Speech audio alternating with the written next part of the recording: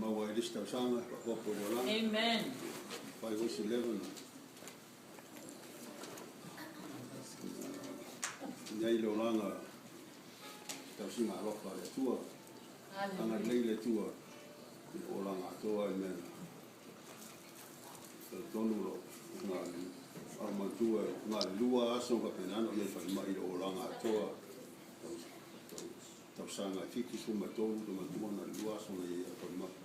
A o langa toa na ia langa leima le lofa le tua. Amen. Te lo mea ka penana. Tianga ka le langa ia sa. Beloe a mia e mauri mai le tua le ola I ne Yesu. Amen. Ne la sufa.